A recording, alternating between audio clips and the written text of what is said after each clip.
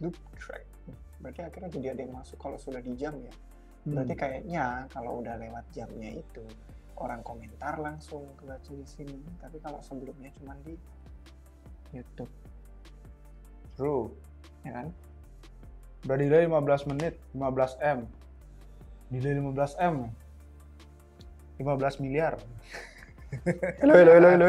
Yo guys. Hey, Tes selamat one. datang kembali di live stream Rp2. Maaf terlambat 15 menit dari jam yang udah kita taruh. Terima kasih untuk yang sudah menunggu dan yang udah pada punya pertanyaan boleh mulai ditaruh di komentar. Menurut beberapa saran yang bagus yang saya lihat dari Discord Rp2 kemarin, itu adalah kita bakal buka dulu di awal dengan sedikit rekap tentang beberapa hal yang terjadi di kripto belakangan ini, termasuk video yang kita bahas itu ada apa aja di channel, sama berita-berita utamanya. Habis itu baru kita mulai jawabin pertanyaan dan kita masuk ke pembahasan sesuai kayak di judul dan thumbnail. Kita ngomongin market, kita ngomongin apakah ini bakal closing bulan Oktober jadi Uptober atau Oktober. Jadi ada banyak nanti deh, kalau ada yang mau tanya makro, mau tanya on-chain, mau tanya opportunity lah, peluang itu ada banyak dalam beberapa hari ke depan sampai di akhir bulan Oktober ini. Jadi itu kira-kira yang akan kita lakukan agak berbeda di live stream hari ini. Loh, akhir tahun beli, masa akhir bulan aja? Akhir Opportunity. tahun. Oh iya. Iya. Tapi ada yang beberapa hitungan hari aja soalnya. Oh, gitu. Contohnya kayak yang kita bahas beberapa video kemarin itu Mega Eat. Itu kan dalam hitungan minggu depan tuh. Iya. Wah, akhir bulan banget tuh, benar. Ya, masih banyak opportunity di akhir bulan ini. Dan Masih ada sebagai akhir penentu tahun. juga, apakah Oktober atau Oktober gitu kan. Jadi belum bisa disimpulkan. Oh, kita open cam aja beli. Iya. Iya, kita open cam aja dulu. Yaudah. Oke. Coba, semoga nggak delay. Kalau ada feedback, coba kasih di komentar. Kalau ada apa delay atau ngeblur gambarnya atau Ya. audionya kurang srek atau kurang pas. Atau musiknya kekencengan gitu bisa komen. juga. Ya. Jadi Sebelum kalau kita kita ngomongin banyak. opportunity ya banyak di akhir bulan ini dan belum bisa kita simpulkan apakah Oktober ini bisa dibilang Oktobul atau Oktober karena belum closing gitu kan. Kita nggak tahu nih soalnya minggu depan ini masih banyak yang harus dipantau. Contohnya nih kayak Trump kemarin kan nggak jadi meeting tuh kan. Nah ini yang biasanya volatil kan Trump ini kan sangat emosional di match biasanya dia itu. Trump dia bakal meeting di hari Kamis depan. Nah itu bakal ada volatilitas juga atau jadi ataukah enggak lagi. Habis itu ada meetingnya The Fed juga. Udah ya itu udah pangkas suku bunga juga sih pasti karena udah 90% lebih probabilitasnya. Jadi kemarin juga baru ada data CPI juga gitu. Jadi masih banyak yang harus dipantau di minggu closingan Oktober ini. Karena biasanya kan Oktober sebagian besar tuh hijau gitu kan di Q4 itu kan. Ya hampir sebagian besar aja bukan semua Oktober jadi belum bisa disimpulkan gitu. Perkenalan dulu beli katanya. Oh perkenalan dulu, oke. Saya dari Gugus Harimau. Kayak perkenalan sekolah pramuka ya. Ya ini soalnya kalau ada yang penonton baru mungkin ya belum kenal dengan Rp2. Saya David, ini beli Udi. Kita berdua yang biasa nge-host untuk live stream setiap hari Sabtu. Jadi kalau misalkan yang pertama kalian tonton, jangan lupa subscribe sama nyalain notifikasinya karena setiap hari Sabtu kita bakal jawabin beberapa pertanyaan Q&A sambil kita ngasih kayak rekap semingguan terakhir ada apa aja yang perlu dibahas. Gitu, Betul. kurang lebihnya. Jadi kita ngasih beberapa komentar seputar market juga apa sih yang terjadi di kemarin-kemarin. Soalnya kan narasi itu cepat banget berganti gitu dan ya ada update dari market. Kalau dari Bill David biasanya update dari segi on-chain, analisa on-chain di Bitcoin. Habis itu kalau aku biasanya sharing di makro gitu, makro insight seputar mungkin The Fed dan lain-lain itu likuiditas. Soalnya itu kan sangat berpengaruh juga kan di kripto. Untuk sekarang itu sangat berpengaruh gitu. Mungkin dulunya belum terlalu relate gitu kan, tapi sekarang itu udah sangat berpengaruh. Gitu. Jadi dua indikator yang penting untuk diperhatikan di market gitu. Jadi kalau kalian ada pertanyaan langsung bisa tanya-tanya aja, siapa tahu kita bisa bantu jawab. Gitu. Oke, jadi udah ada beberapa pertanyaan sebenarnya tentang apa masih ada alt season, terus di bawahnya juga orang yang, ini dari Twitter ya yang pertama, Awan Kenda dari Twitter, terus dari YouTube, Awan, oh ternyata orangnya sama, cuman username yang satunya lebih panjang. Iya, Berarti nonton benar-benar. dari dua nih, YouTube sama pakai Twitter. pakai 2 device. Dia pengen tahu tentang apa masih ada out season. Hmm. Terus sama ada Bung Api 1716 nanya berapa target BTC akhir tahun ini dan apa alasannya. Oke, nanti sebelum kita masuk jawabin pertanyaan tentang market, kita pengen ngasih tahu dulu ya, seperti segmen yang di request. Anubis di sini, dia kita mungkin ngasih recap ya tentang beberapa video terakhir yang udah kita bahas. Jadi, kalau misalkan kalian sudah familiar dengan Republik Rupiah, setiap hari Sabtu itu kita ngadain live. Nah, cuman di channel YouTube, untuk live itu dipisah dia. Jadi, untuk yang pengen nonton yang sudah-sudah, pasti nggak muncul di sini. Kecuali kita re-upload lagi. Kayak yang hari Senin ini. Ini kalau nggak salah Minggu atau Senin kita re-upload dari hari Sabtu sebelumnya. Jadi, untuk lebih gampangnya langsung ke bagian yang live. Dan di sini ada yang bisa kalian tonton sebelum-sebelumnya. Tergantung topiknya apa, biasanya ada di judul yang kita bahas. Nah, untuk video yang terakhir kemarin itu sebenarnya headline-headline yang paling utama, berita utama untuk yang mungkin nggak begitu ngikutin kripto dan mungkin berharap dari live streamer ini bakal dapat at least tahu lah what's going on, what's happening. Itu ya awalnya sih ada Amazon Web Service ya, sempat nge-crash gitu kan. Itu di satu wilayah yang namanya US East 1. Jadi pokoknya di pesisir timurnya Amerika Utara lah. Dan itu mengakibatkan beberapa yang sangat ketergantungan sama Amazon Web Service down. Jadi banyak perusahaan, banyak bisnis, banyak yang punya layanan-layanan software itu yang pada mengandalkan AWS. Dari wilayah itu pada mati semua kemarin. Terus setelah itu kita juga ada bahas beberapa hal tentang peluang bear market. Dalam artian kan kita lagi koreksi, lagi konsolidasi, itu ada apa aja sih yang mungkin bisa memberikan opportunity. Dan beberapa hal yang kita udah bahas sebenarnya dari setahun lalu lebih itu adalah MetaDAO. Jadi di sini kita bahas tentang ICO MetaDAO, apa MetaDAO itu, terus mekanisme dan ekosistemnya ada apa aja. Setelah itu kita juga ngomongin tentang Monad Mainnet, karena kan dia sedang persiapan dan kalau kita lihat sekarang lagi dalam fase claim airdrop, itu dalam hitungan dekat entah itu beberapa hari atau beberapa minggu ke depan, mereka bakal siap-siap untuk mungkin publish tokenomic, mungkin launching mainnet, dan mungkin TGE juga. Terus yang dalam minggu yang sama, itu di minggu depan bakal ada ICO Mega It juga. Jadi video yang sama kita bahas tentang token sale mereka. Kan sebelumnya mereka ngebeli lagi, investor awal itu udah investasi ke dalam Mega It, tapi 4,7% supply-nya diambil lagi sama Mega It, dibeli, terus dijual kembali, dan sekarang mereka ngejual token sale itu 5% supply. Dan ternyata setelah mereka ngasih tahu tokenomic, itu yang kita nggak bahas di video karena informasi baru, ternyata mereka cuman kurang dari 10% alokasi supply itu dipegang sama tim. Jadi lumayan berbeda ya daripada L2 yang sebelumnya yang bener-bener istilahnya cuman governance, nggak banyak utility-nya, sedangkan mereka ada utility-nya katanya untuk rotasi sequencer, untuk mereka menentukan siapa yang bakal proses transaksi, jaringan, dan sebagainya. Kalau misalkan ada yang pengen dibahas lebih lanjut, nanti kita bisa bikin episode khususnya tentang itu. Karena minggu depan pas banget ICO, jadi untuk yang mungkin sekarang lagi daftar Sonar, lagi berusaha KYC dan segala macam, semoga lancar dan semoga dapat peluang yang bagus dari sana. Iya, soalnya kemarin banyak banget yang ngeluh kan, itu beberapa ada error gitu, habis itu akun Eko-nya kena error juga, kena restrict gitu ya kan kemarin Indonesia sempat, tapi katanya udah dibenerin, coba dia diupdate lagi gitu. Soalnya kemarin aku juga masih error, jadi sekarang belum tahu hari ini. Itu aja sih, coba aja guys. Nah, terus di tengah itu semua ada juga drama di Ethereum Foundation. Jadi selama L2-nya lagi building, Ethereum Foundation-nya ada beberapa drama. Kemarin ada karyawan, ada staff yang katanya underpaid. Terus sampai akhirnya mereka berani untuk speak up, terus bilang kalau sebenarnya mereka deserve lebih gitu. Karena kan mereka yang paling dominan dan lumayan berkontribusi besar banget untuk kemajuan Ethereum.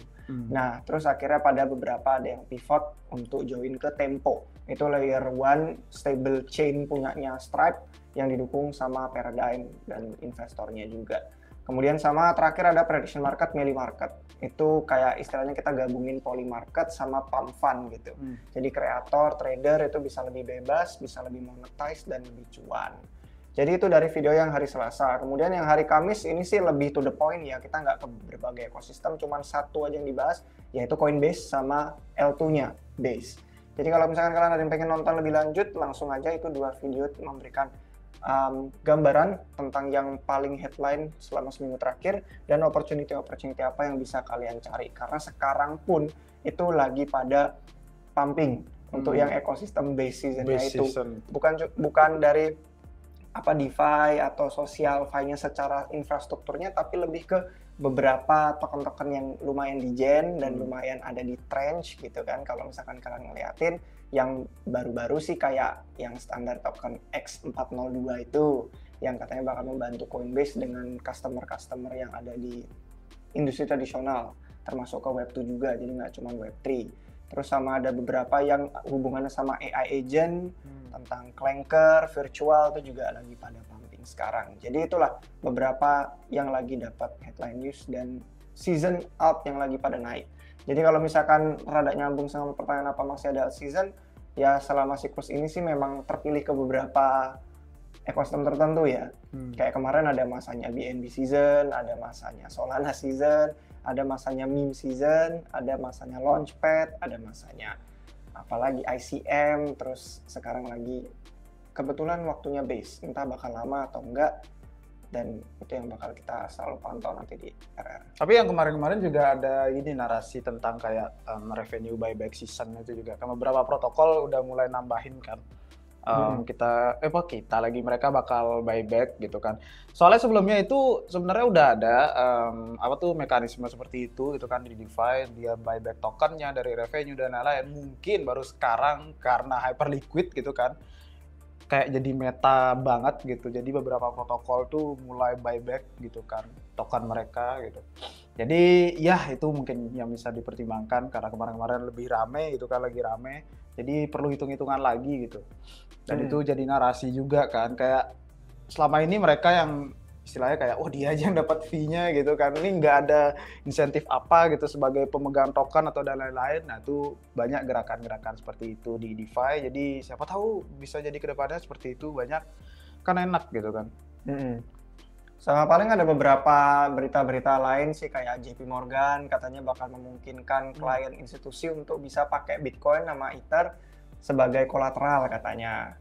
Terus dari segi prediction marketnya sendiri lanjut itu perdebatan antara Polymarket sama Kalshi, karena kan si Polymarketnya sendiri itu ada yang beberapa partnernya itu menarik, dia dapat integrasi sama DraftKings bakal jadi clearing house-nya katanya. Terus ada lisensi juga, persetujuan lisensi dengan NHL. Untuk yang nggak tahu itu liga hoki di Amerika Utara. Terus sama ada juga yang di Base, kebetulan lagi ngomongin Base, itu ada Limitless. Dan Limitless itu malah foundernya si CJ itu kemarin yang habis ada drama sama CZ sama Binance itu kemarin malah sempat crash out sih di Twitter. Karena dia dituduh katanya lagi manipulasi harga token atau gimana, terus ternyata dia malah ketemu sama foundernya Wintermute, si Evgeny. Dan kalau namanya Wintermute itu kan market making udah profesional ya, udah tahu gimana. Tapi malah kayak ditanyain sama si CJ, kamu tahu apa tentang market making gitu. Kayak salah ngomong sama orang yang salah gitu. Jadi itu untuk beberapa prediction market dari Polymarket, Kalshi yang gede, Melee Market yang baru launching yang dibikin sama orang yang dulu ada di ekosistem Solana sama Monad, terus sama ada Limitless yang di Base. Cuman kalau nggak salah sebelum Limitless itu sebelumnya ada juga nama prediction market kayak True Market. Nah cuman nggak tahu deh, udah nggak begitu ngikutin lagi sekarang apakah mereka masih dapat volume atau enggak gitu. True. Kalau dari alt season pada nungguin alt season ya, soalnya kemarin crash itu alt season lagi altcoin tuh belum pada mampu bangkit lagi ya ke titik-titik potensialnya dia. Tapi emang beberapa ada yang sangat masih terkubur sih, beberapa emang bisa bangkit tapi banyak yang masih terkubur. Jadi pantas sih wajar nanyain alt season. Balik lagi ya, itu semuanya bergantung pada market keseluruhan. Tapi kalau dari segi makro itu kan menariknya kemarin itu CPI di bawah ekspektasi gitu kan rilisnya. Ekspektasinya itu kan kemarin di angka 3,1 year over year-nya, tapi kemarin tuh di angka 3% gitu kan. Nah itu jadi masih di bawah ekspektasi dan banyak keperdebatan kemarin, tapi market kan cuma biasa aja ya, up and down, nge-week cepat gitu aja biasa, volatilitas sesaat kalau ada pengumuman data. Soalnya kan kita tahu di Amerika lagi ada government shutdown, jadi semua operasional tuh sangat minim adanya kerjaan gitu kan, karena banyak yang dirumahkan, nggak dibayar gitu kan. Jadi kemarin tuh LBS disuruh merilis data CPI karena itu data yang penting kan, itu data inflasi. Jadi dirilis itu di bawah ekspektasi. Kalau kita lihat dari probabilitas cut suku bunga, udah pasti 2 kali lagi di bulan ini dan di bulan Desember nanti. Jadi banyak tuh narasi-narasi di makro tuh yang bertebaran. CPI udah di bawah ekspektasi, oke, good gitu kan. Jadinya habis itu dari The Fed, sisi The Fed bakal pangkas 2 kali lagi sampai akhir tahun ini. Habis itu The Fed itu bakal ngakhirin QT-nya gitu. Ini bukan artian QE gitu, itu yang harus diingatkan. Mengakhiri QT bukan artian QE gitu. Jadi biar nggak salah sangka gitu. Wah ini The Fed QE, The Fed QE, bukan gitu. Ada yang mau dibuka dari sini? Kalau dari The Fed, mungkin kalau ada yang nanya lebih lanjut ya gitu, kita bisa tampilin layar gitu, kita cariin nanti. Tapi itu highlight dari makro kemarin, kenapa The Fed ngakhirin QT gitu, dan apa yang patut kita pantau kalau The Fed itu ngakhirin QT gitu kan. Soalnya ibaratkan, ya logika simpelnya itu kan bisa menambah likuiditas yang selama ini kesedot gitu kan dari sisi The Fed gitu. Habis itu juga TGA udah refill, udah kalau kita lihat mungkin mau dilihat dari chartnya Bli. Di sini di bawah. Kalau kita mau lihat data dari, nah yang ini. Kalau kita mau lihat ya, biar kalian ada bayangan juga dari sisi makro dari The Fed dan juga TGA refill, kan kita banyak banget tuh ngobrolin kemarin-kemarin. Nah ini, kalau kita lihat si garis-garis ini kan ada 3, ada 4 malahan lagi sama currency in circulation. Nah, yang hijau ini TGA gitu. Yang kemarin kita bilang refill, itu kan udah nanyak banget tuh si TGA refill-nya, dan udah hampir nyentuh ke angka 1 triliun gitu kan.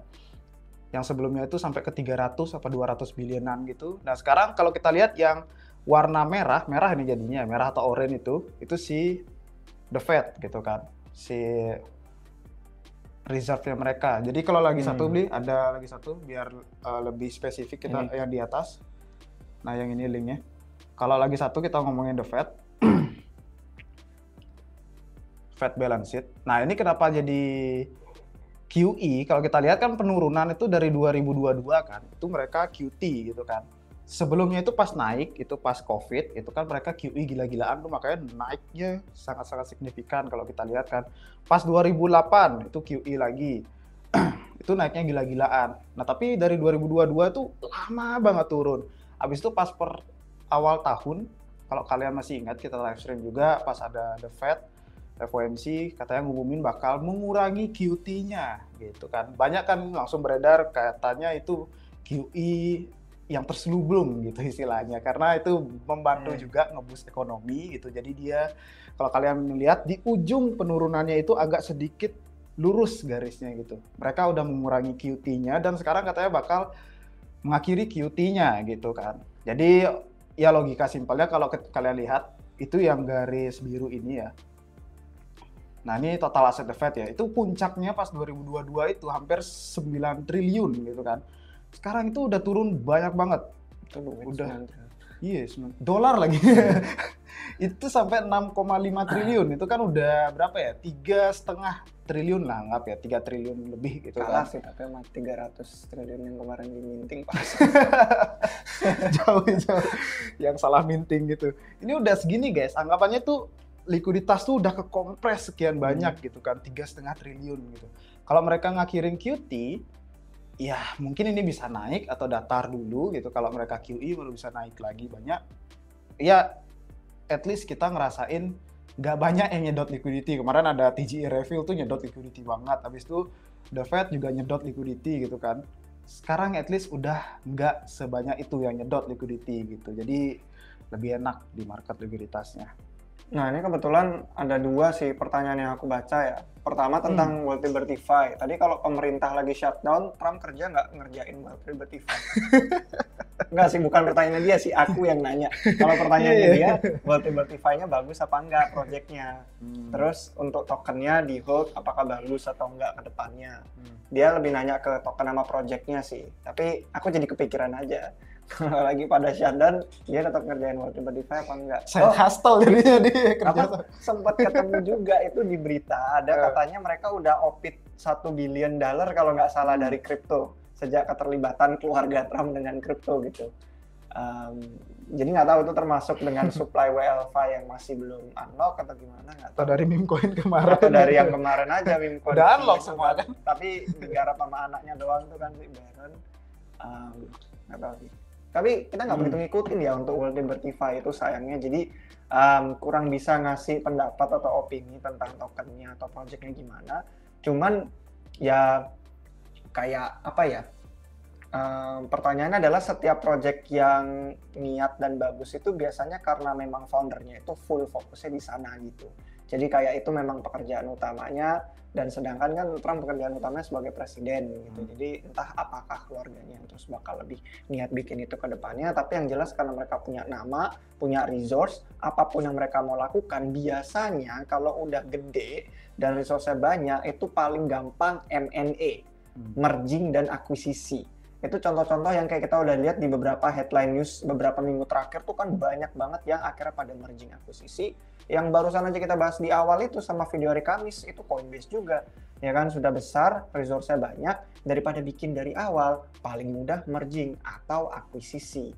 Jadi nggak menutup kemungkinan kalau mereka punya resource yang cukup untuk misalkan ada project yang bagus di on-chain atau DeFi atau apa, terus mereka pengen integrate, itu jadi lebih mudah, apalagi udah punya nama dan reputasi. Jadi kalau memang seniat itu sih ya bisa aja dengan taktik-taktik seperti itu untuk bisa membangun projectnya. Cuman biasanya sih nggak tahu ya nyambung langsung ke token atau enggak. Kayak yang dulu dibahas tadi, token-token sebelumnya kan di siklus lalu bener-bener cuma terbitin untuk ya udah dinaikin, digoreng apa enggak, atau pamendam, atau kadang nggak ada utility, atau nggak ada revenue-nya, ya kan, bener-bener kadang fundamentalnya di bawah tapi kenaikan harganya di atas. Jadi itu pertanyaan berikutnya harus dipertimbangkan.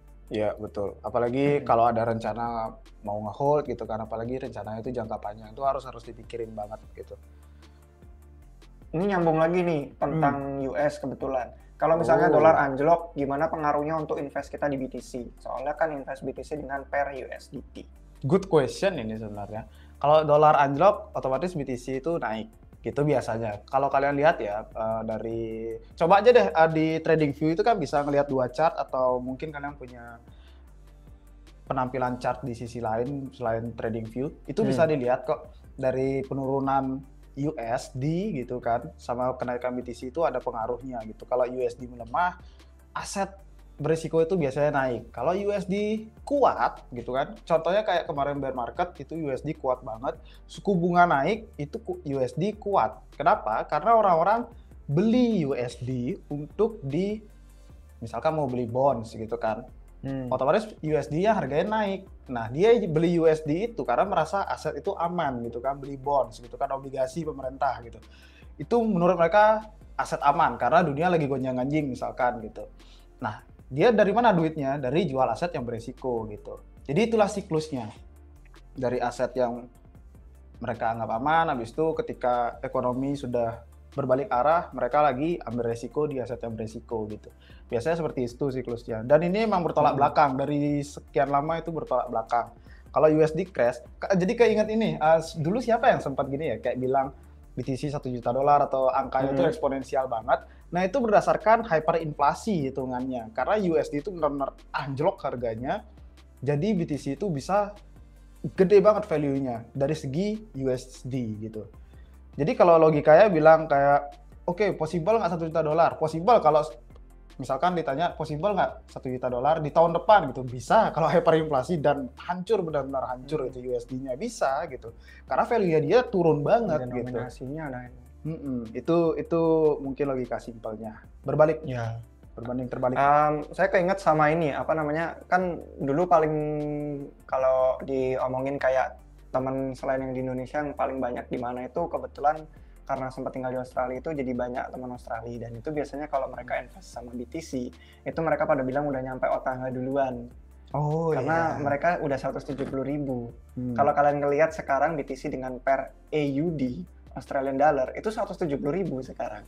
Jadi untuk teman-teman saya yang masih di sana itu kalau mereka ngelihat dengan chartnya denominasinya bukan USD itu udah 170.000, sedangkan Bitcoin kalau di USD-nya sekarang masih belum ke sana. Dan kalau misalkan kalian ingat dulu waktu ATH sebelumnya atau ATH tahun lalu gitu, lupa pokoknya, si ini Angga Andinata itu sempat nunjukin juga kan. Di beberapa negara sudah all time high, dan beberapa negara yang mengalami all time high Bitcoin-nya itu adalah negara-negara yang mengalami inflasi tinggi banget juga. Jadi ada contoh-contoh kayak di sini BTC udah OTH, di sini udah, di Indo belum ya kan, atau kayak di US belum kayak gitu.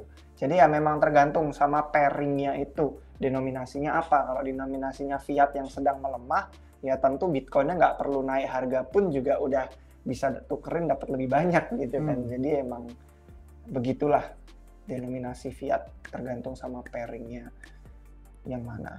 Fiat antar fiat aja pairing ada juga kan. Jadi itu dia, kalau USD melemah ya fiat yang lain menguat gitu kan jadinya. Sama kayak rupiah kita gitu. Oh, dia ada yang lanjutin nih. Jadi gimana Bang kalau misalnya dolar anjlok tapi kan tuh inflasi, bukannya kalau inflasi ekonomi dunia pengaruh juga ke harga BTC? Bang, kalau misalnya dolar anjlok kan itu inflasi, bukannya kalau inflasi ekonomi dunia pengaruh juga ke harga BTC. Ekonomi dunia pengaruh juga Jadi ke harga mungkin bukan BTC. maksudnya berdasarkan denominasinya doang gitu, tapi kayak ya kalau ekonomi hancur siapa yang mau beli atau yang jadi supportnya gitu kali mungkin. Iya, menarik. Itu emang bakal ada sih efek domino ya, nggak sesimpel itu, pasti bakal ada efek domino.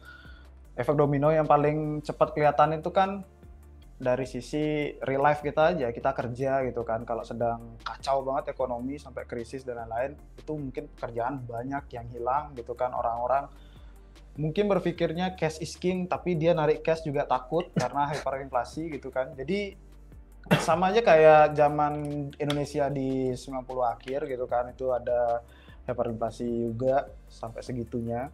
Jadi mereka pasti harus mencari aset yang bisa mempertahankan value gitu kan. Safe haven gitu anggapannya. Mungkin ada emas pilihannya gitu kan. Yang dulu sekarang ada BTC gitu. Jadi itu yang harus dipikirkan. Kalau dari ngomongin efek dominonya, dolar anjlok dan lain-lain itu pasti ada efek dominonya. Tapi jangan salah ya. US itu kalau mereka udah merasa dolarnya ketinggian harganya, value-nya sekarang itu, kayak sekarang contohnya, dari IDR udah tinggi banget juga, dia itu nggak diuntungkan banyak. Maksudnya nggak diuntungkan banyak dari sisi perdagangan, karena harga barang-barang dari US mahal jadinya, orang-orang tuh males beli gitu. Makanya dulu itu sempat US tuh sepakat sama 7 negara gitu, meeting kan G7 gitu, untuk nurunin value dari dolar, biar ekspornya makin bersaing. Apalagi kan sekarang Trump anaknya trade banget ya, perdagangan banget ya, trading banget anaknya gitu kan, perdagangan sana sini, pakar dagang. Iya, emang dia lebih pro untuk penurunan value dolar sih, karena biar bisa bersaing lagi gitu produk dari Amerika. Kalau nggak gitu kan Cina aja yang ngambil pasar, jadi wah mending beli ke Cina aja lebih murah gitu kan. Di US mahal harganya gitu. Apalagi keluarannya paling banyak di sana. Nah, tiap bulan, tiap minggu, tiap tahun ada generasi baru, makin murah, makin canggih, makin inovatif. Ya. Iya benar, dari kompetitif banget.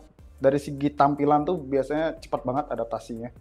Yang futuristik dan lain-lain. Kayak aja mobil aja banyak yang futuristik banget itu kan tampilan. Itu cepat banget adaptasinya. Ini tadi Blue Dik nyebut IDR nih. Kalau USD-nya hyperinflasi gimana nasibnya IDR? Kalau IDR-nya kuat, Indonesia kuat ya kita dapat dolar murah jadinya dong. Gitu.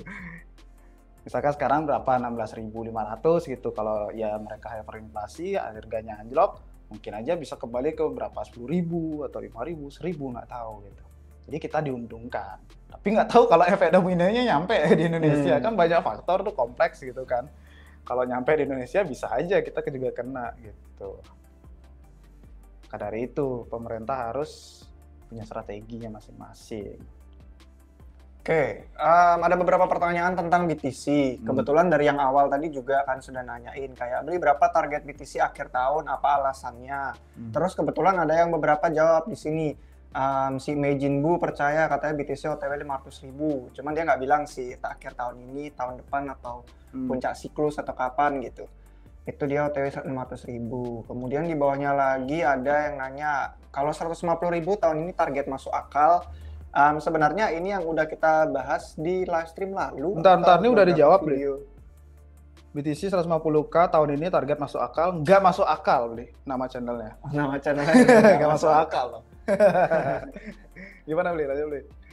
Itu kita udah bilang di live stream sebelumnya kalau 150.000 itu target yang masih sangat masuk akal. Dan bahkan kalau misalkan kalian belum follow Twitter Republik Rupiah, itu kita sempat nge-share chart di situ juga. Kenaikannya emas itu setiap minggu, setiap bulan itu nambah berapa banyak market cap, itu jumlah yang sama kayak kalau itu memungkinkan untuk emas yang geraknya lambat, kenapa mustahil untuk Bitcoin bahkan naik at least 2 kali lipat aja gitu loh.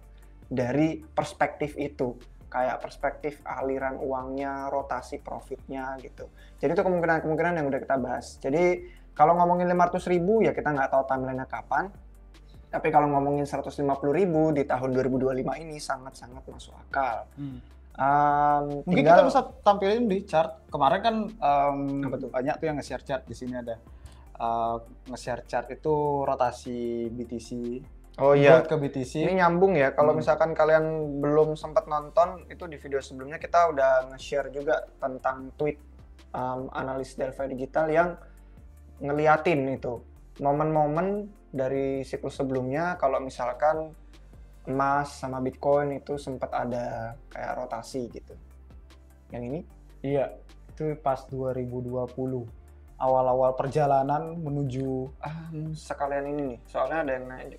Apakah BTC dominan naik terus kayak gold soalnya lelah melihat altcoin minus 80-90%. Kejam banget ya, altcoin memang itu. Si altcoin-nya itu yang sangat-sangat terdampak banget. Bitcoin-nya konsolidasi aja, padahal koreksi Bitcoin ini ya sama sekali tidak separah siklus lalu. Kalau siklus lalu kita turun 50-60% itu wajar, paling dalamnya bahkan sampai 70-80% itu pernah. Altcoins yang sekarang yang kena. Bitcoin-nya tuh sama sekali nggak. Kalau Bitcoin pun minus 30% dari all time high yang kemarin ya, itu masih turun di $80.000 doang. Bahkan itu belum sampai ke bottom-nya tarif tantrum bulan April kemarin 75K. Jadi itulah penurunan harga di tengah market yang seperti ini kacau sih untuk altcoins memang. At least sekarang ya. Kacau. Mana tadi? Nah ini, bahas lagi profit gold ke BTC dulu sampai berapa minggu. Gold kan sudah sempat turun, sudah lumayan di puncak. Gimana tuh? Ini Bro Dik lihat di mana nih chartnya? Ini 2020. Oh, oke. Ngelihat pas top yang COVID ya?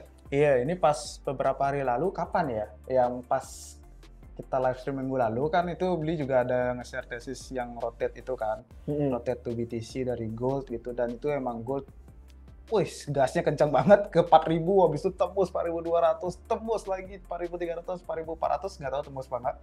4.400 itu banyak kan yang bahas di TL tentang gold BTC udah diinjak-injak harga dirinya rasanya kan. Karena outperform banget kan itu gold itu.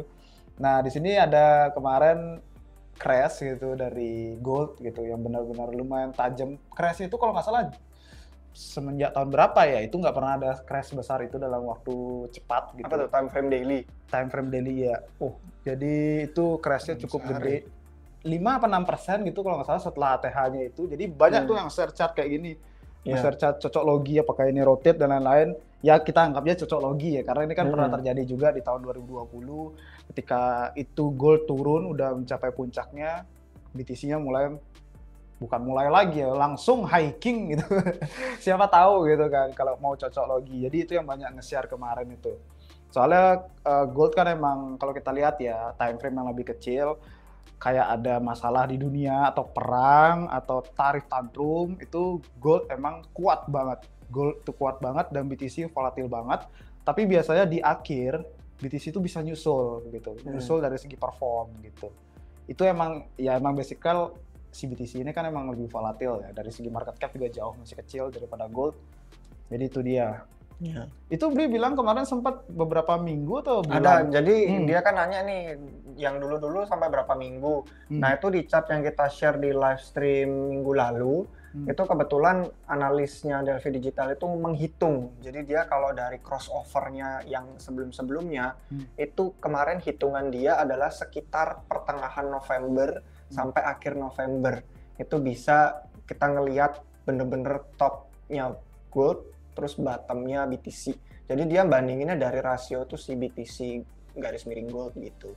Bener-bener dia ngelihat itu mulai pivot dan berbalik arahnya di hitungan minggunya itu ya pertengahan sampai akhir November gitu. Jadi kurang lebih sebulanan dari sekarang, mungkin 2-3 minggu, mungkin sebulan dari sekarang, kalau mengulangi hal yang sama persis, gitu. Jadi Tapi memang itu sebelum gini, nyambung. dia nge-share tesis itu sebelum gold udah heboh banget ATH Iya, baru iya. terus. Itu sebelum, jadi kan nggak tahu tuh. Itu kan perkiraan aja guys ya, kalau kalian mau memperkirakan bisa terjadi lebih cepat atau lebih lambat. Iya, Atau tidak lebih cepat, terjadi lebih pun lambat. semua ada kemungkinan gitu. Soalnya pas banget tuh ke live stream minggu lalu, habis itu minggu ini goldnya itu benar-benar menggila. Wow, menarik. Nih, ternyata tadi kelewatan satu tentang Bitcoin target harga untuk akhir tahun 2025. Dia bilang pasti di kisaran 140 sampai 145 ribu dolar. Ya sih, jadi kalau misalkan kita ngelihat ya, sekarang itu gerakannya dia lumayan rada ada di tengah-tengah bisa dibilang. Kalau coba ya, ini kan kita sudah setengah jam. Nanti mungkin kita bisa jawabin beberapa pertanyaan yang lain tentang altcoins, ada beberapa project, terus ada pertanyaan narasi Polymarket, terus ada Blockdeck, ada apa lagi nih? Somnia, Aster, ada beberapa sih project yang nanti kita bisa jawab singkat at least. Kalau lebih lanjutnya spesifik video ya kita bikin minggu depan tergantung request. Tapi sekarang kita bisa ngelihat dari segi on-chain ya kan. Ada beberapa hal yang menarik yang menurut saya ini bisa kita pantau untuk beberapa saat ke depannya, at least sebelum kita live stream minggu depan. Karena kalau kita live stream minggu depan tuh udah masuk November guys. Jadi kita udah ngelihat nanti akhirnya apakah closingan ini Oktober atau Oktober gitu. Nah, jadi di chart yang pertama ini sebenarnya ada banyak chart. Jadi kita mungkin nggak begitu terlalu lama di dive aja, tapi at least setup untuk sekarang itu masih belum beda banget sama beberapa live stream terakhir. Karena kita masih gerakan harganya di situ-situ aja. Udah tembus ke bawahnya short term holder cost basis, itu rata-rata investor on-chain yang jangka pendek, kurang dari 5 bulan, dan sekarang lagi di titik yang kayak mengambil keputusan. Dia mau ke arah atas apa ke arah bawah, karena kalau titik ke arah atasnya itu ada di 113.000 dolar, itu kita balik ke short term holder cost basis. Biasanya itu kalau udah tembus ke bawah terus berhasil survive di atasnya lagi, itu momentum bullish. Jadi ini yang penting untuk short term holder cost basis potensi ke atasnya. Tapi kalau penurunannya itu kita sekarang lagi nggak jauh sama 200 di moving average dan itu ada di 108 ribuan dolar. Tapi kalau misalkan kita ngelihat dari segi MVRV itu rata-rata on-chain, jadi bukan cuman ini kan short term doang yang jangka pendek, ini seluruhnya mau jangka pendek jangka panjang itu ada di 100.000 dolar. Jadi yang manapun breakout duluan, kalau misalkan tiba-tiba lemah terus jebol nggak kuat 200 di moving average dan terjun ke sini dan akan lama di sini, ya berarti tren berikutnya kita bakal breakout di sana dan ya bakal bearish gitu, momentumnya benar-benar turun. Terus nanti lanjut akan ada beberapa chart lagi yang kita bahas tentang di bawah 100.000 itu ada support apa aja dan ada titik bottom kira-kira itu di mana gitu paling dasarnya. Cuman kalau kita kuat ke atas short term holder cost basis, hal yang sama yang kayak kita terjadi waktu tarif tantrum awal tahun ini, yaitu bakal jadi momentum yang terjadi berikutnya, berarti tren bullish. Artinya yang para bearish itu kalah, yang para bulls itu menang. Nah, kalau misalkan kita pengen ngelihat kira-kira sekarang gerakan harga berikutnya itu lebih ke arah mana, apakah lebih ke arah bullish atau bearish-nya, itu sih ada beberapa chart di sini yang bisa kita lihat. Nah, kalau misalkan kita zoom di sini biar lebih kelihatan, ini adalah volume spot. Jadi kalau kita ngelihat dari sinyal-sinyal yang konstruktif yang mendukung, pertama itu dari trading spot. Ini volume trading spot bener-bener dia melonjaknya sangat-sangat kuat banget ya dibandingin dari bulan lalu September itu. Dan itu lonjakan masifnya tuh hingga 12 miliar dolar per hari. Itu volume trading spotnya kuat. Kemudian kalau kita udah ngelihat spot, sekarang kita coba ngelihat ke ETF. Nah kalau ETF sendiri itu volumenya di sini kita ngelihat mingguannya ya. Ini jauh lebih tinggi dari 3 minggu sebelumnya juga. Dan itu bener-bener ya lebih tinggi secara biasanya lah, maksudnya secara umum relatif itu 34 miliar dolar per minggu. Jadi bukan seperti yang kita ngelihat kayak kejadiannya di awal tahun, terus ada kemarin pas tarif tantrum orang-orang benar-benar lemah, sekarang udah mulai pada recovery, makin banyak volume, dan kalau kita pengen ngelihat inflow-nya sendiri pun itu sudah mulai positif dan yang outflow-nya itu udah mulai berkurang. Itu dari dua ya. volume trading spot, volume trading ETF, terus sekarang volume trading on-chain.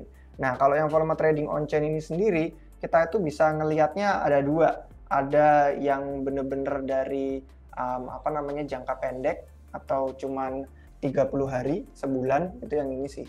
Nah, kemudian ada yang dari jangka panjangnya. Artinya, kalau misalkan yang jangka pendeknya itu lagi lebih tinggi daripada yang jangka pendek lebih tinggi daripada yang jangka panjangnya, itu artinya momentum yang belakangan ini lagi sedang terjadi itu lebih dominan. Dan sekarang itu benar-benar volume on-chain yang sangat kuat. Ini kenaikan yang luar biasa kuat, sama seperti yang kita lihat kalau pas lagi tarif tantrum kemarin pulih, momentumnya bullish, itu benar-benar lonjakan-lonjakan yang sangat signifikan banget. Dan sekarang kita ngelihat ini di angka 21 miliar dolar per hari.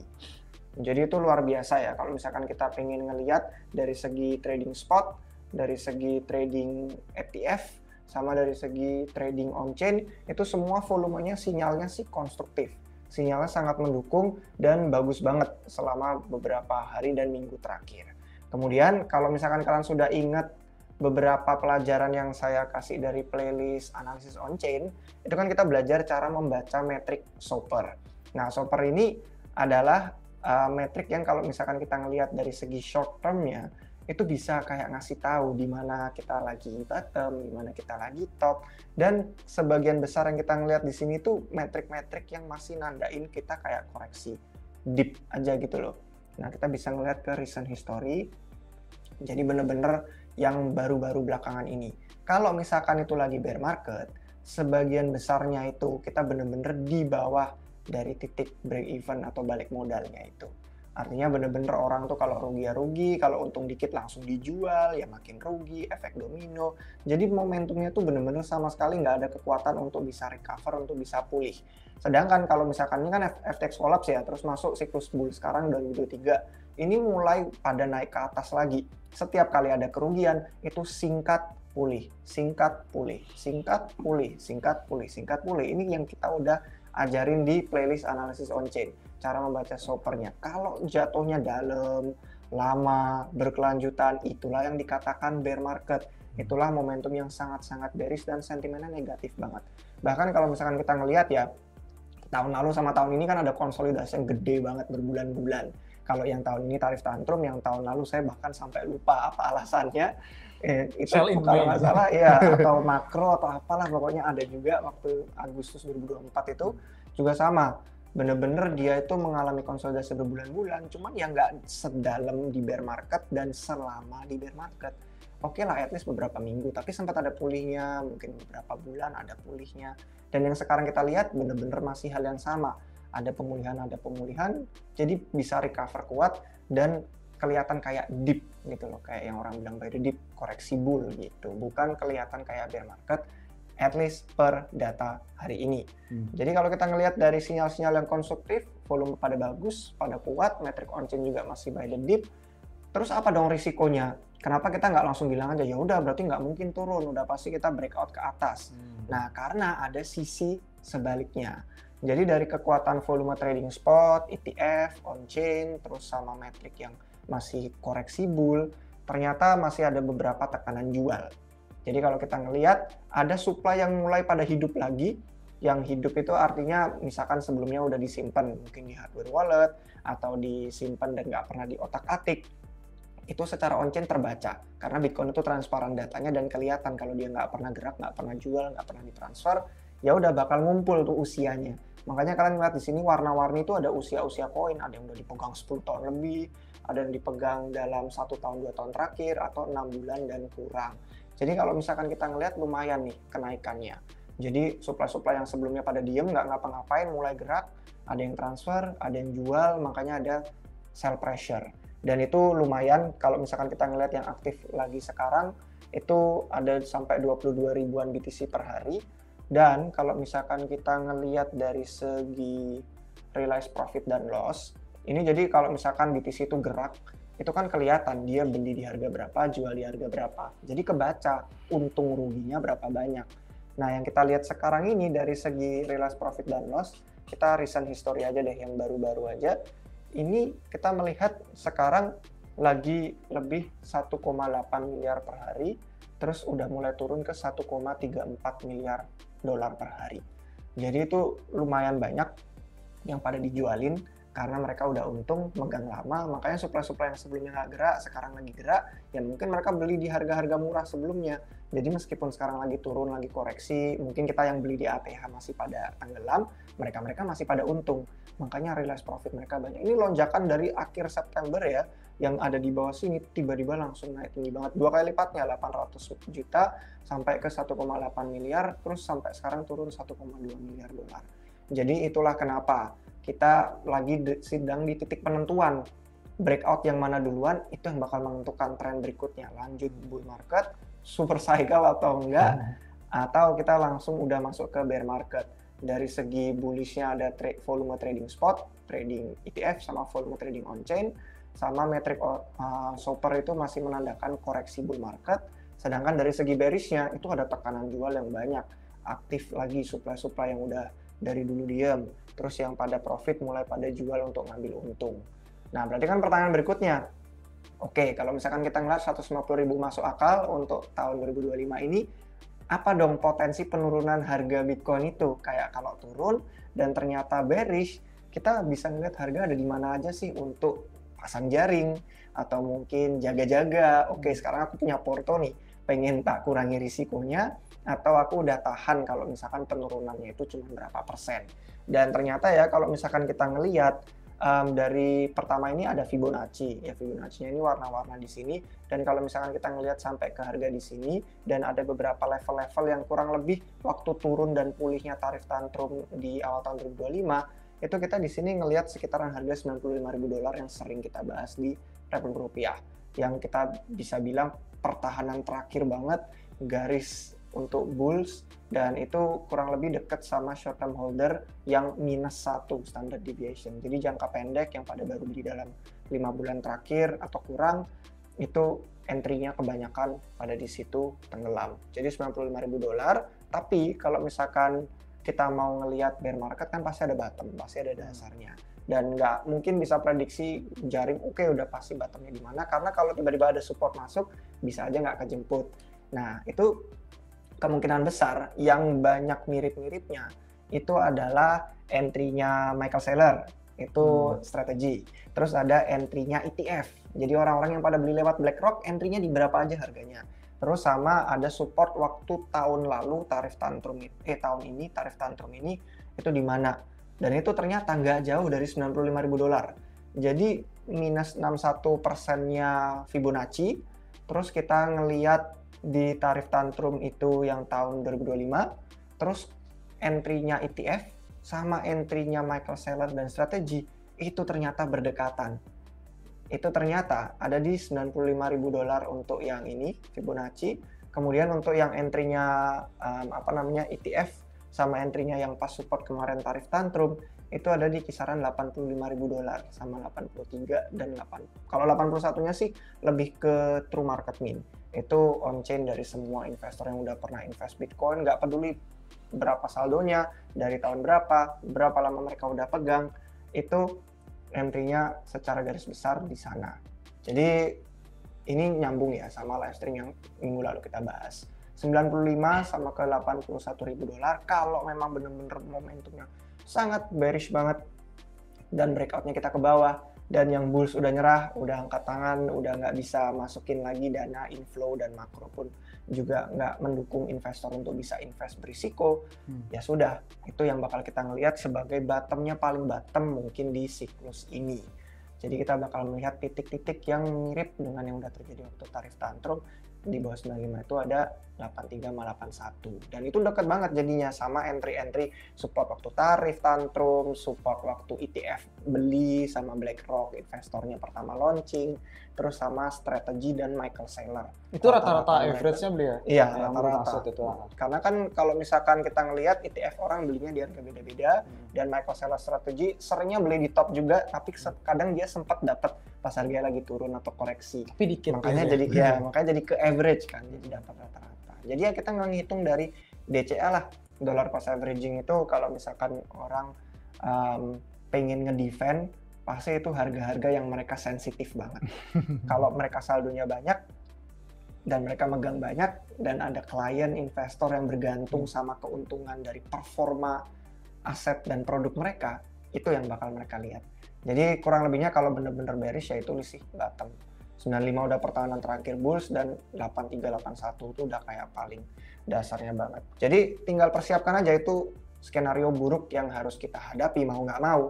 Karena kita nggak punya bola kristal, ya udah, at least kalau kita ngitung, oh berarti penurunan ke $80.000 itu cuma minus 30% dari all time high kemarin, $126.000. Aku kayaknya boleh sih, aku kayaknya kuat.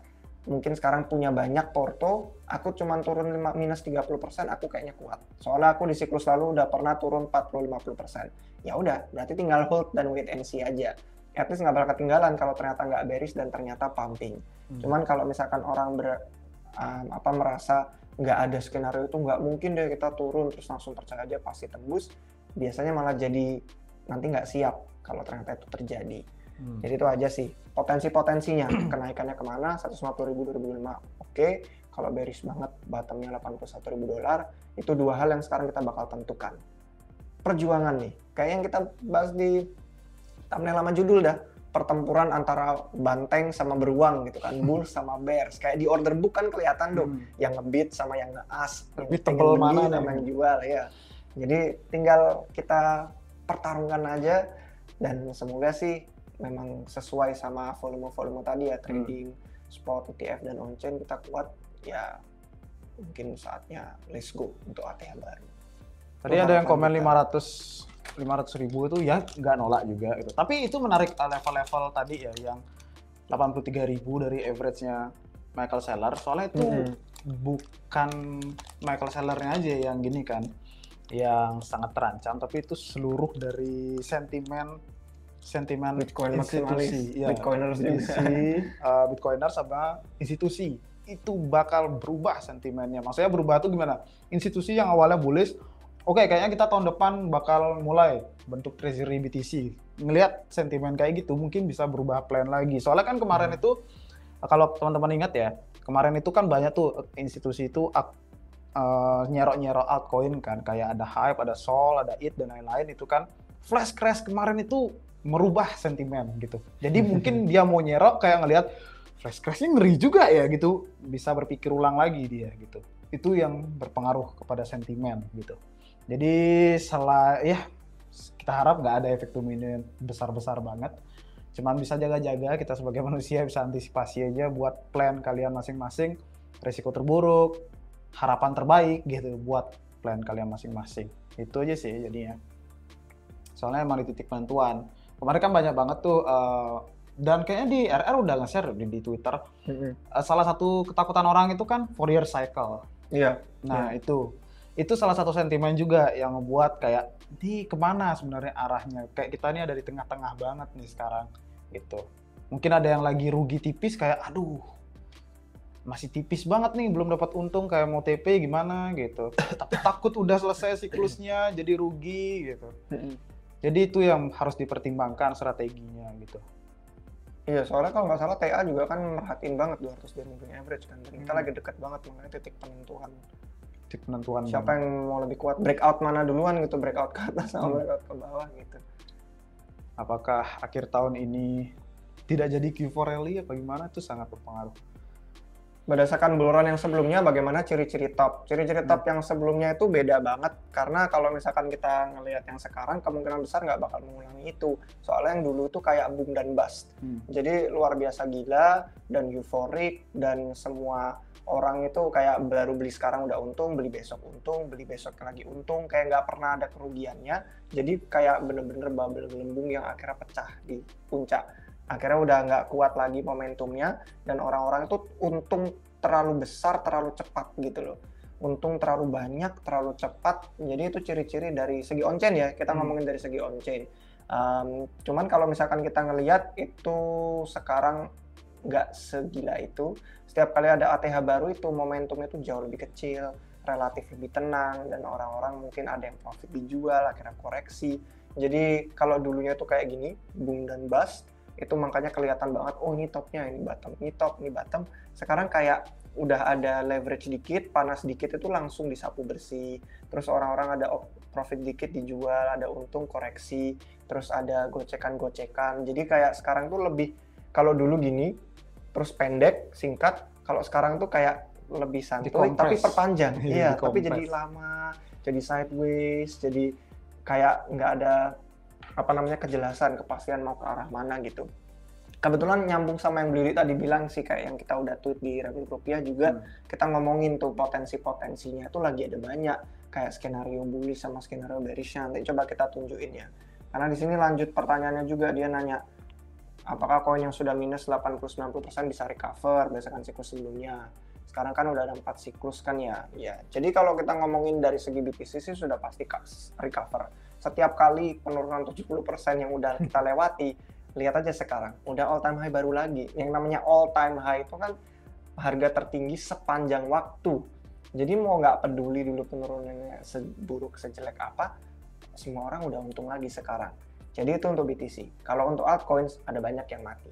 Jadi banyak yang akhirnya gugur, banyak yang udah minus 80 nggak recover. Contoh-contoh sebelumnya yang udah recover tuh paling cuman kayak XRP, atau Ethereum, atau BNB gitu kan. Jadi kayak Solana pun baru melalui satu siklus gitu kan. Dan kemarin udah recover sih, dia udah turun banyak banget, 80-90%. Sempat ATH Jadi baru. sempat ATH baru lagi. Jadi beberapa altcoins terpilih aja kalau yang pasti pulih di siklus berikutnya.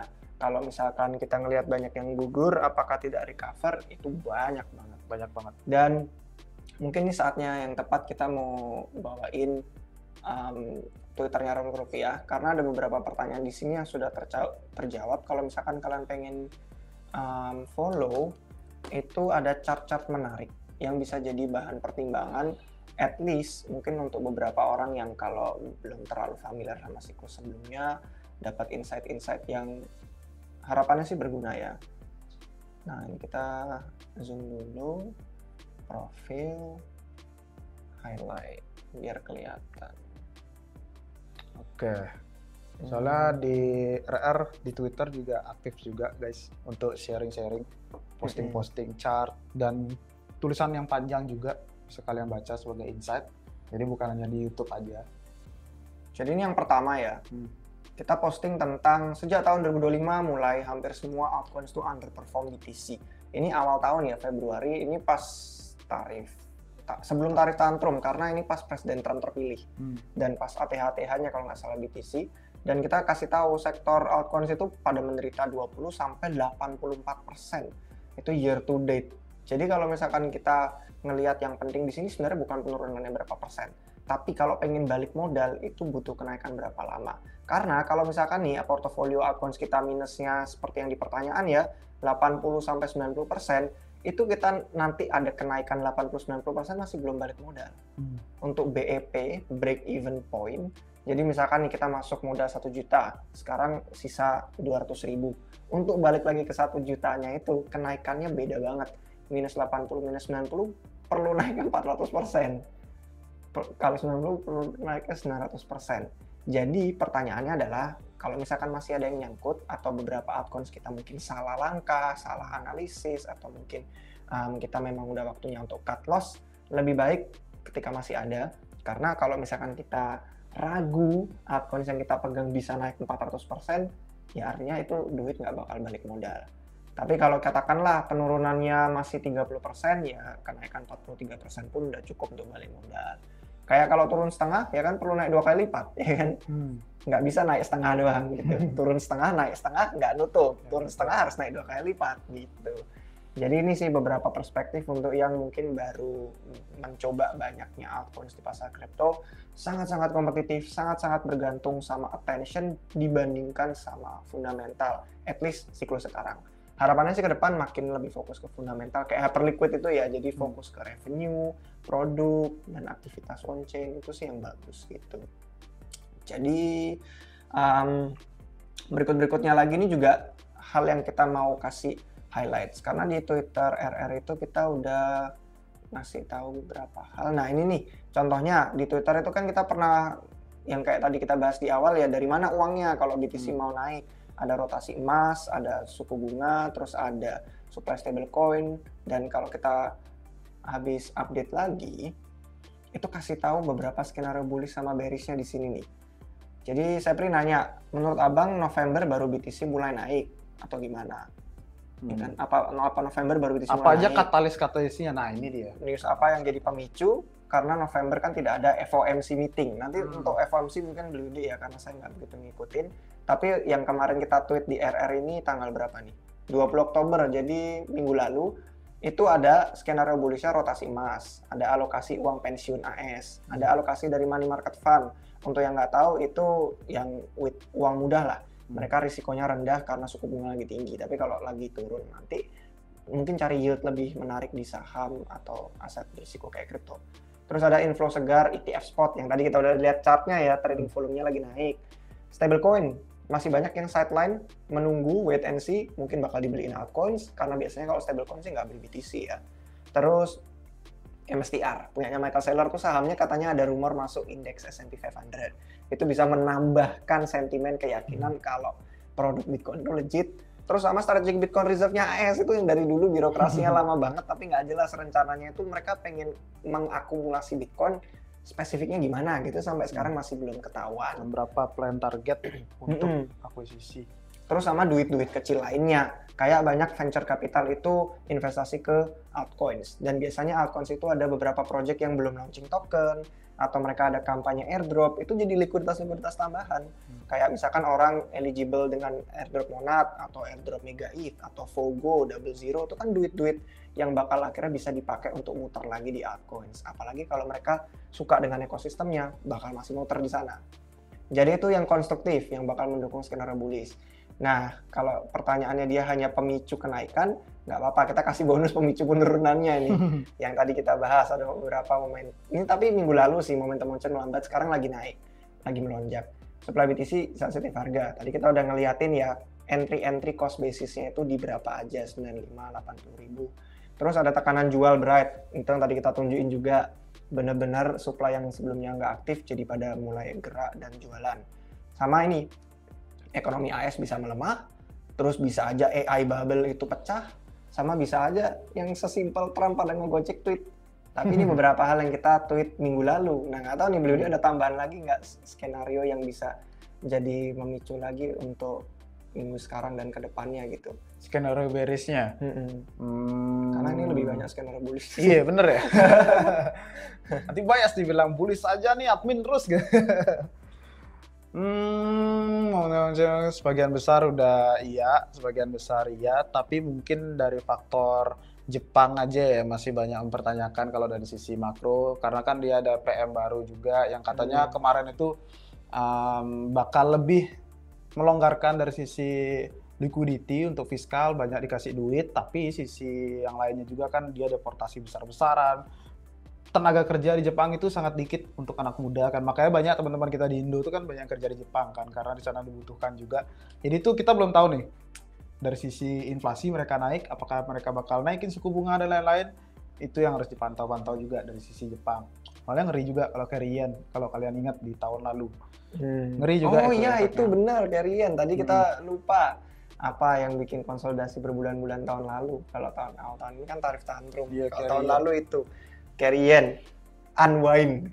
Itu gede juga dampaknya guys dari Jepang. Itu yang banyak yang consider sih, karena kan PM baru belum bisa ditebak banget gitu kan. Jadi masih kayak menganalisa orang-orang nih apa langkah selanjutnya, itu sih yang harus dipantau. Tapi ini kayaknya ya yang dibahas sama Mas Noval ya?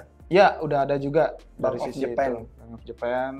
Kalau dari sisi Cina itu baru aja ada fresh liquidity untuk reverse repo mereka, jadi suntikan dana segar juga ke market biar bisa jalan ekonomi di Jepang. Nilainya 100 sekian miliar dolar deh, yang baru banget. Baru banget. Jadi kalau yang bearish itu salah satu yang harus diwaspadai aja sih. Sama Fourier cycle mungkin banyak yang berspekulasi di sana. Dia bisa juga jaga-jaga kan apa kedepannya bakal terjadi apa enggak. Apalagi ya untuk akhir tahun ini ya. Tahun ini ada yang bilang lagi war katanya. Isu-isu rumor-rumor perang. Ya geopolitik sih ya memang. Kalau di seluruh dunia sih geopolitik emang nggak pernah selesai dalam waktu cepat sih. Iya. Mungkin yang udah lama kegoreng lagi, atau mungkin terjadi lagi, atau mungkin ada konflik Menurutku lagi. Worldly gorengan AS yang selalu dia lakukan. Betul, itu sulit diprediksi sih kalau war itu ya, benar-benar sulit sih. Terjadinya tuh begitu cepat gitu kan, dan tidak ada yang bisa mengantisipasi langsung, wah aku udah jual langsung gitu. Sulit. Black Swan jadinya kalau war. Ngeri juga sih. Jadi itu tidak sepenuhnya bullish, jadi kalian bisa tetap jaga-jaga guys. Gitu. S&P all time high lagi, BTC masih sideways di bawah. Nah itu dia. Banyak banget yang nanyain S&P, habis itu gold gitu kan. BTC itu udah terinjak-injak guys. Kemarin tuh apa ini BTC katanya outperform semua aset gitu. Alternatif. Iya. Gitu. Tapi ya tunggu belum habis tahun ini kok. Gitu. Ya soalnya kita sudah pernah bikin video itu membandingkan sama aset tradisional, dan ini kita ngelihat time frame setelah kejadian. Jadi setelah yang kita udah bahas di minggu lalu juga sih sebenarnya live stream, kayak setiap kali ada masalah, setiap kali ada drama, isu, konflik, itu biasanya memang yang paling kena duluan BTC-nya, aset-aset tradisional lebih dipercaya dulu karena orang kan udah yakin sama yang sudah mereka kenali. BTC mungkin masih hal yang asing, masih belum paham, belum belajar, nggak berani. Jadi kalau kita bandingin di sini, itu ada chart yang menarik tau, namanya Sortino ratio. Dan itu rasio yang memperlihatkan setiap penurunan harga sedalam apapun, worth it apa enggak kenaikannya. Dan ternyata itu gerakan BTC sama aja sama S&P yang kuat lainnya. Entah tuh yang Nvidia lah yang paling memimpin ya kan. Kan semua ditarik sama Nvidia kan. Yang Apple, terus Meta, terus yang lain-lain. Jadi gerakan harganya itu bener-bener kalau orang itu sabar dan bisa melalui periode-periode crash dan konsolidasi, itu sangat-sangat worth it. Ternyata jauh memimpin dibandingkan emas, saham, dan aset tradisional lainnya. Bitcoin kalau udah ngelewatin time frame itu, wah itu performance-nya gila banget.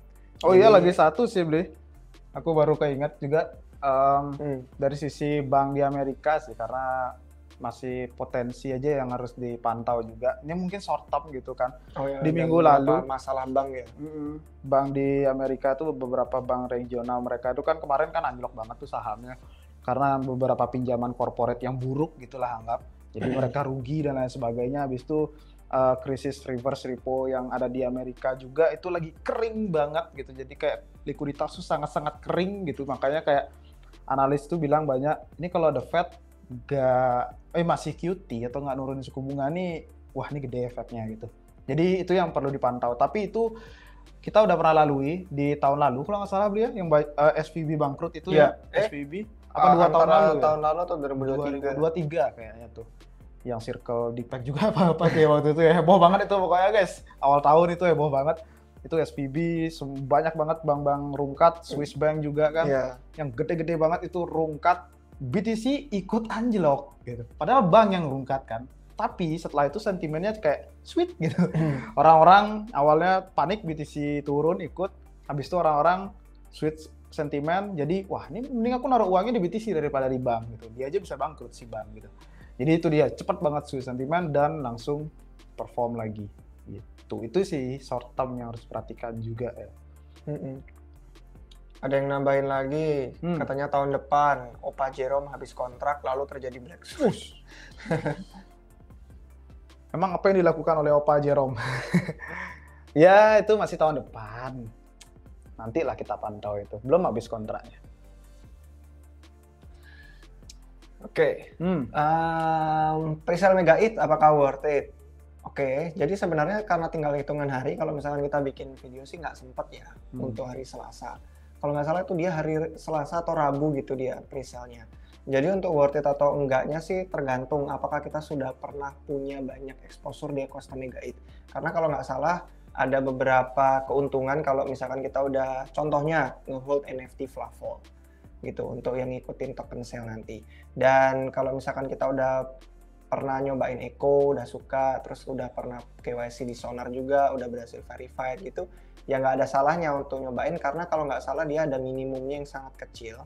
Tapi untuk auction-nya dia sistem lelangnya itu boleh milih valuasinya pengen beli di valuasi berapa. Dan itu valuasi sekecil $1 juta boleh milih. Cuman ada yang berkomentar di Twitter katanya meskipun boleh milih, tapi pasti bakal kalah sama yang saldonya lebih besar. Karena kalau saldonya lebih besar, pasti daripada dia nggak kejemput di valuasi rendah, mending dia langsung ngambil valuasi maksimumnya aja berapa. Dan maksimumnya itu dia ngejual 999 juta.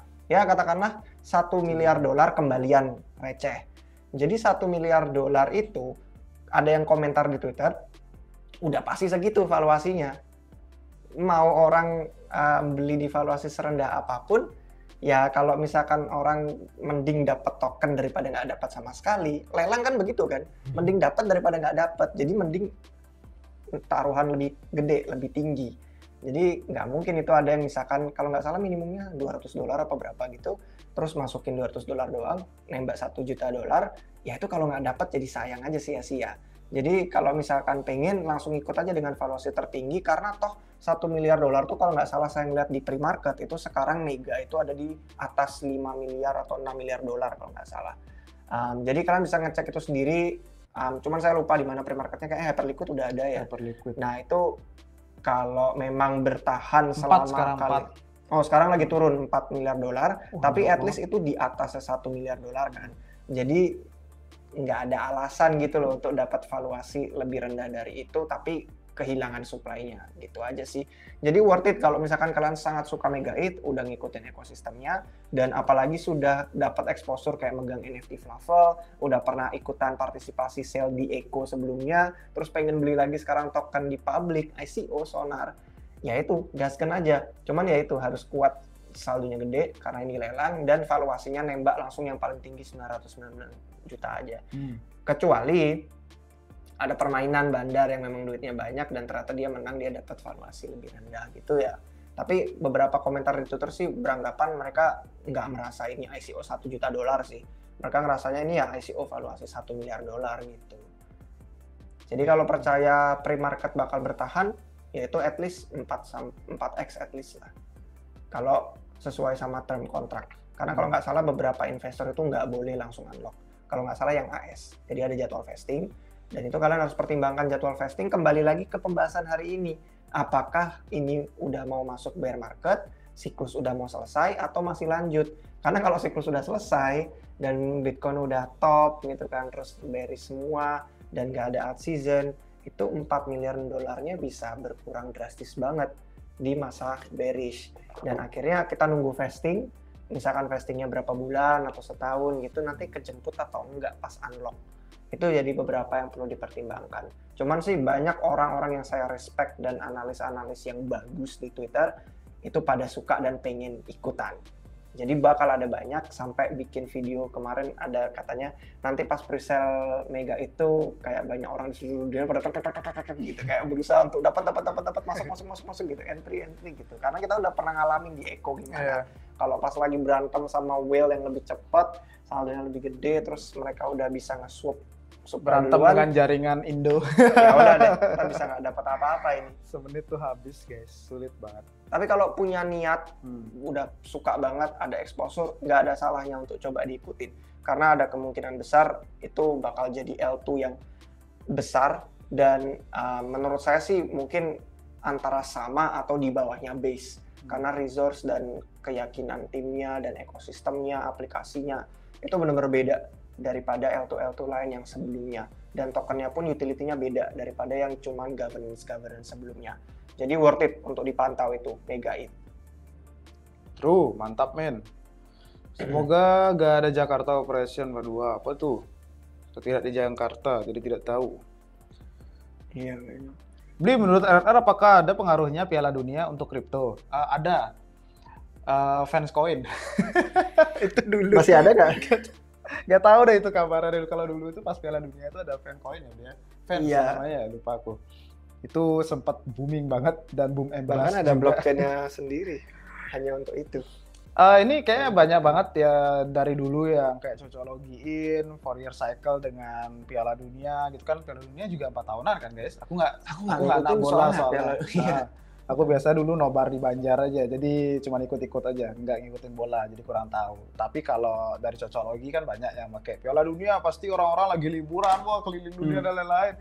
Orang-orang jual aset, nggak gitu sih.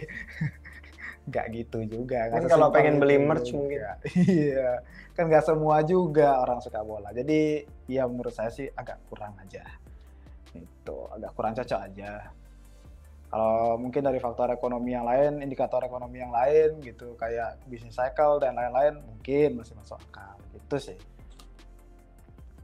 Apalagi dari kalian guys sudah nggak kerasa nih 1 jam lebih. Sejam. Sejam Nah, lebih. kita jawab cepat aja ya untuk yang Masih banyak ternyata ya di bawahnya ya? Enggak kok. Ini di bawahnya tadi udah yang presale. Oh udah. Oh iya benar-benar. Terus turtle. Waduh, turtle nggak tahu apaan. Kura-kura. Kura-kura ninja. Ini sih paling tadi yang udah nonton dari awal sampai akhir nih, nggak masuk akal channel. Saya banyak altcoin yang quote 80-60%. Rencana nunggu bull, kira-kira BTC 140 ribuan. Terus di situ mau jual, nggak tahu rugi atau profit. Apakah ada saran plan yang lebih baik? Saran dan plan yang terbaik itu adalah mendengarkan diri sendiri. Karena kita yang tahu sama portofolio kita kayak apa. Kayak contohnya aja sekarang kita cuma punya perspektif ini aja. Perspektif nyangkut segitu, nunggu BTC 140 ribu, tapi kita nggak dapat spesifiknya kayak apakah ini uang dingin atau uang panas. Terus altcoin ini apakah hyper liquid atau kayaknya hyper liquid nggak tahu.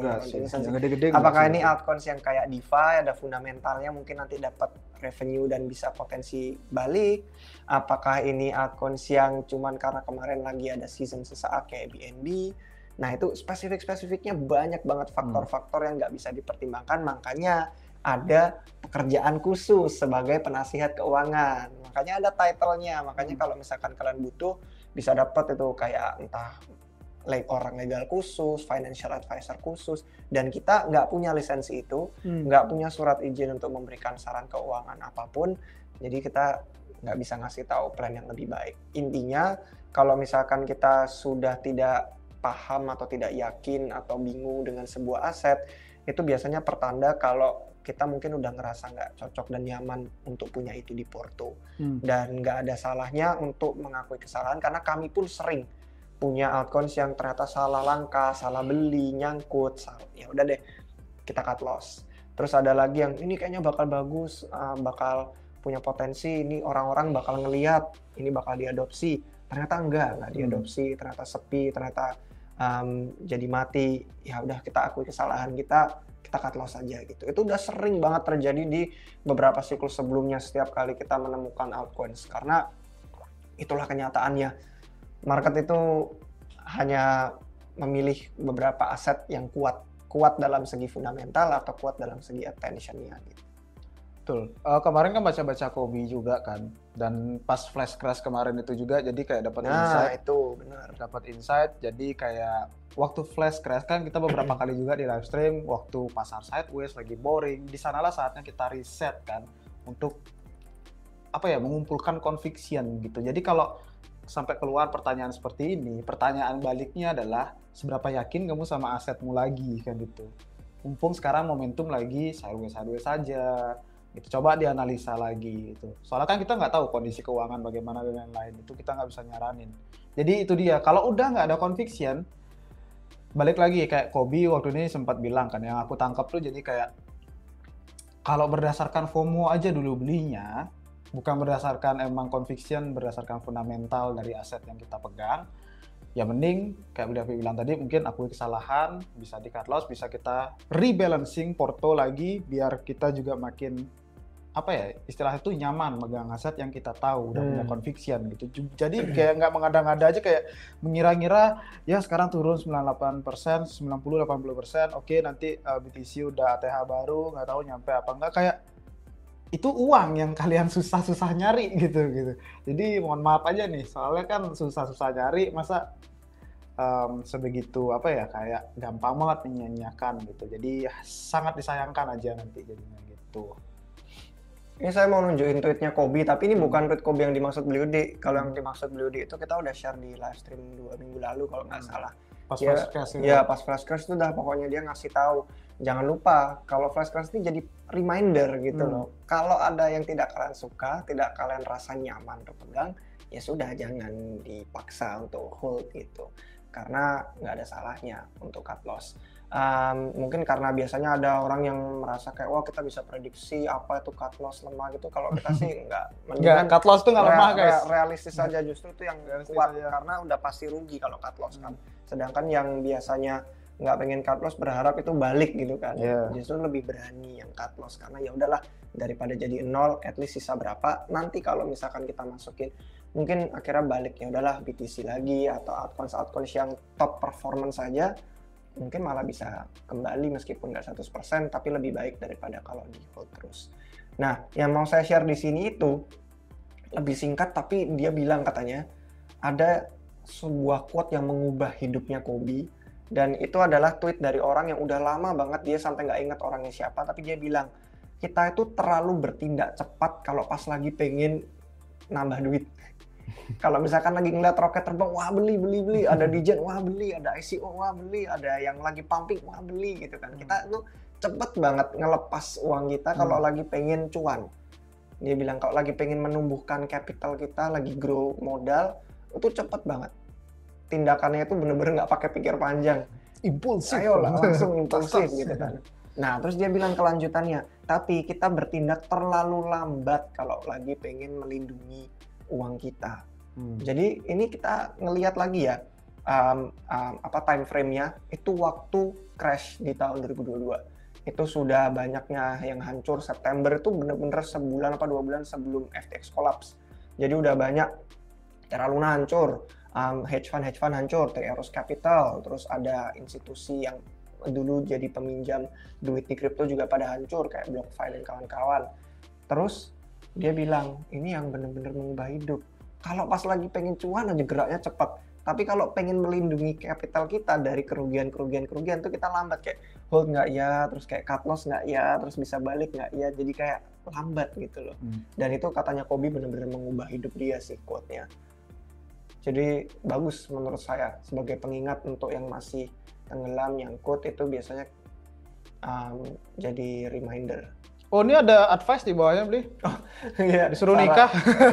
Nikah, punya istri, dan katanya kalau ada tanggungan hidup biasanya lebih smart. Ya, memang bisa dikatakan begitu, karena akhirnya kan jadi lebih konservatif, jadi nggak gegabah dan sembrono, karena mereka tahu kalau salah langkah satu aja ini masa depan keluarganya dipertaruhkan. Gitu. Saya nge-carry keluarga saya ini. Baru tahu dia ngelanjutin konten ini ternyata. Ya soalnya tuh waktu sentimen buruk banget kayak September 2022 itu ya. Ini sebelum last dip banget ini. Ini udah sideways lama set, udah di atas. Ada chartnya nih, dia bilang apa yang bakal kalian lakuin kalau pas lagi ngeliat chart kayak gini. Ya kan? Ya ini dah. Kalau pas lagi ngeliat chart kayak gini, pasti kita masuk duitnya cepat banget. Let's go up only gitu kan. Tapi justru di saat inilah kita jangan lambat berpikir untuk saatnya kita protect ini. Udah dapat untung, udah dapat sekian, modal kita jangan sampai hilang, karena biasanya yang terjadi setelah ini itu adalah penurunan yang drastis. Setelah ada tiang pancung selanjutnya. Gitu.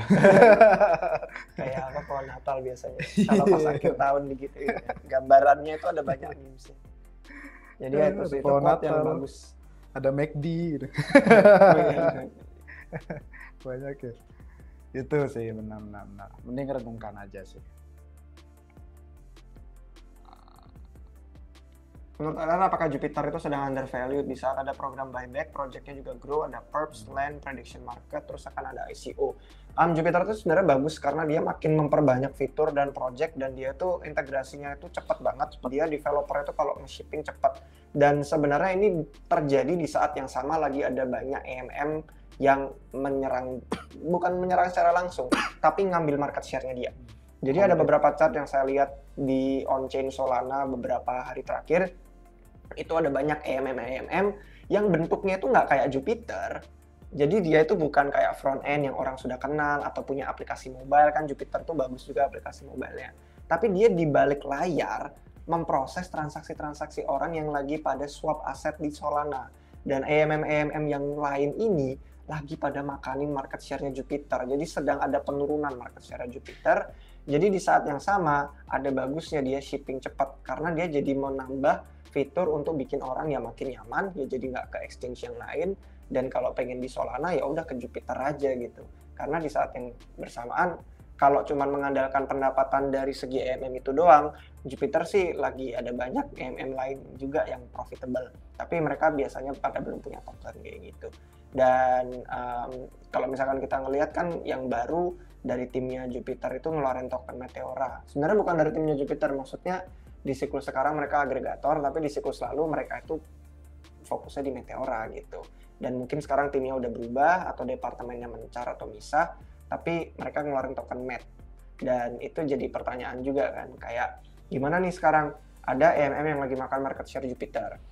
Sedangkan Jupiter makin shippingnya cepat, dia ada program buyback, terus dia ada fitur-fitur lain perpetual, ada fitur lending, ada prediction market. Kalau nggak salah prediction marketnya pun itu partnernya sama Polymarket atau Kalshi gitu, salah satu dari yang dua gede itu kalau nggak salah.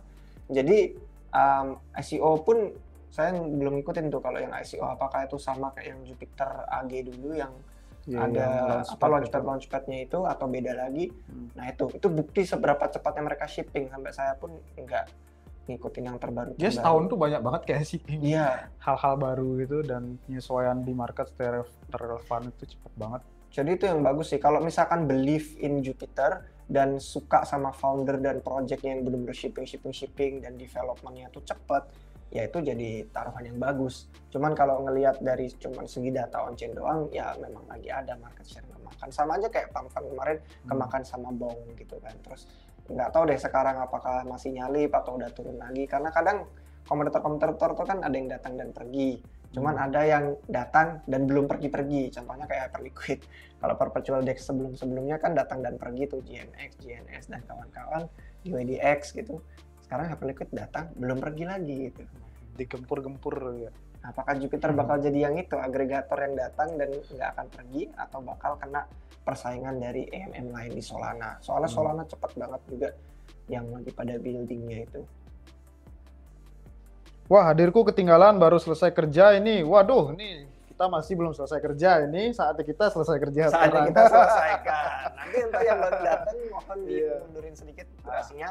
Kita udah bahas banyak banget dan mohon maaf untuk beberapa yang tadi kita udah janji pengen bahas tapi nggak sempet karena kita baru bahas tentang market, kita bahas tentang out season, target BTC, skenario bearish. Untuk yang spesifik altcoins tertentu, monggo request di komentar atau kalau misalkan kalian bisa join ke grup Telegram atau ke grup Discord atau follow ke Twitter kita, itu bakal lebih sering bikin karena di YouTube kita cuma 3 kali seminggu, tapi di Twitter kita bisa tiap hari nge-tweet dan posting. Siapa tahu bisa kita langsung jawab dan bahas dan kasih chart dan segala macamnya di sana. Ada lagi Brody mungkin yang ketinggalan? Ya mungkin itu aja sih buat teman-teman yang belum kebales di sini, maksudnya belum kebaca komennya atau pertanyaan belum kejawab. Jadi kita masih ada live stream setiap minggu, jadi santai aja, atau bisa join di Telegram kalau mau ngobrol-ngobrol bareng teman-teman di RR. Jadi santai aja. Dan jangan lupa follow Twitter juga. Buat teman-teman di Twitter jangan lupa subscribe di YouTube karena kita juga streamingnya beda-beda dan isi kontennya pun kadang berbeda. Jadi keduanya sama-sama insightful. Semoga aja kalau merasa insightful di like dan di share. Mungkin segitu aja nih. Langsung aja. Sampai jumpa di next stream. Sampai jumpa minggu depan guys. Cheers. Kita selesai kerja.